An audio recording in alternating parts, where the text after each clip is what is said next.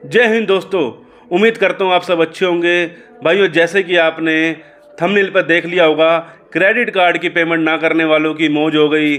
भाइयों, किस प्रकार हो गई, आपको वीडियो में पूरी जानकारी दी जाएगी। जिस भाई का भी क्रेडिट कार्ड से पैसा ले रखा है, जिस भाई ने या फिर लोन उठा रखा है क्रेडिट कार्ड से और आप उनकी पेमेंट नहीं कर पा रहे हो और आपके ऊपर परेशानी बनी हुई है, तो भाइयों अब 1 रुपया भी पेमेंट करना। वीडियो को अंत तक देख लेना। भाइयों, अगर चैनल पर नए हो तो सब्सक्राइब कर देना, वीडियो को लाइक कर देना, जितना हो सके शेयर कर देना।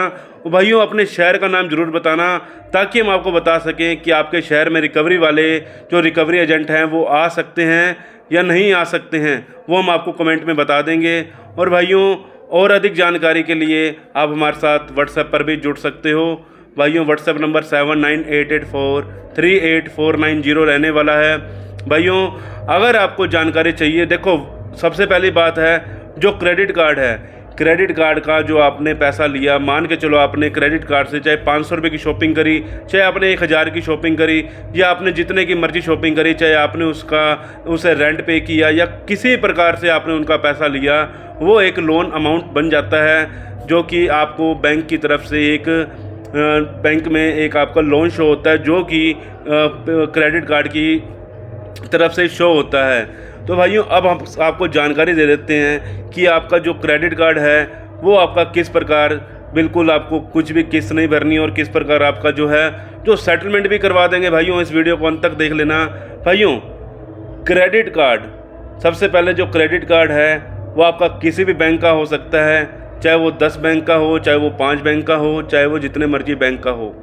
क्रेडिट कार्ड का आपने पेमेंट नहीं करनी, वो क्यों नहीं करनी वो आपको इस वीडियो में मैं बता रहा हूँ। भाइयों देखो, सबसे पहले आपने क्रेडिट कार्ड का पहले आपने अमाउंट ड्यू किया, पहली किस्त आपकी बाउंस हो गई, दूसरी किस्त भी आपकी बाउंस हो गई, तीसरी किस्त भी बाउंस हो गई। भाइयों, इस दौरान आपका जो अकाउंट है वो एनपीए में चला गया। एनपीए का मतलब नॉन परफॉर्मिंग एसेट, मतलब कि आपका जो अकाउंट है वो एनपीए में जा चुका है। एनपीए में जाने के बाद भाइयों बैंक को जो है सेटलमेंट देनी पड़ती है। वो जो सेटलमेंट है भाइयों, बैंक अपनी तरफ से 35% की सेटलमेंट देने के लिए एग्री करता है आप लोगों को। इस समय जो कि इस समय आज नवंबर चल रहा है, नवंबर, और ये मंथ एंड चल रहा है, मतलब कि ये जो है ईयरली एंड चल रहा है। इस समय रिकवरी वालों का जो है दबाव आपके ऊपर बहुत ज़्यादा बुरी तरह से बनाया जाता है। वो भाइयों आपको प्रताड़ित करते हैं, आपको दिन भर 30 से 50, 40, 50, 60 कॉल करते हैं और आपको परेशान करते हैं। इसी समय, यही समय है जब आप अपनी प्रताड़िता, जो आपको हरासमेंट किया जा रहा है, आप अपनी सहन कर सकते हो। यही टाइम रहेगा जब आप अपने अकाउंट को सेटलमेंट भी अच्छे अमाउंट पर करा सकते हो। इस समय रिकवरी वाले जो आपसे बातचीत कर रहे हैं कि सर आप एक भी आप इनकी पेमेंट कर दीजिए, एक पेमेंट कर दीजिए, आपके अगले महीने सेटलमेंट करवा देंगे, एक पेमेंट कर दीजिए, हम आपकी अगले महीने सेटलमेंट करवा देंगे, तो भाइयों वो सबसे बड़ी आपकी गलती रहने वाली है। अगर आपको सेटलमेंट ही करवाना है तो आपको अभी 1 रुपया भी पे नहीं करना।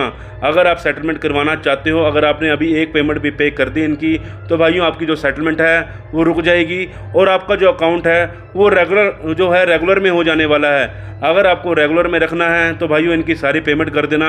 अगर आपका सिविल स्कोर आपको ठीक रखना है तो भाइयों इनकी सारी की सारी पेमेंट कर देना। अगर आप चाहते हो कि आपका जो सेटलमेंट है वो एक बहुत अच्छे अमाउंट पर हो, क्योंकि कहीं से लोगों ने, मैं ऐसे यहाँ पर नाम नहीं लेना चाहता किसी बैंक का, कई लोगों ने भैया 10% पे भी सेटलमेंट करवाई है मार्च की एंड में।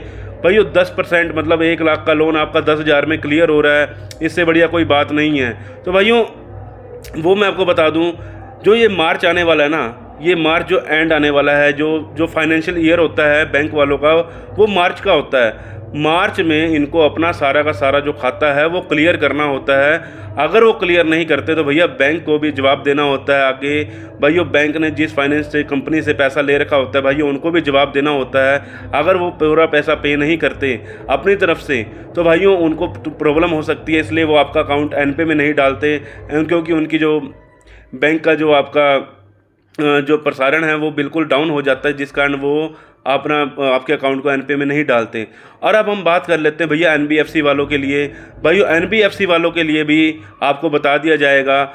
एनबीएफसी वालों को भी मैं बता दूं, अपने लोन की अगर आपको सेटलमेंट करवानी है तो भैया इस समय कोई भी उनकी पेमेंट मत करना। अगर आपको सेटलमेंट करवानी है, पहले बात सुन लो, सेटलमेंट के बाद कभी भी लोन नहीं मिलता।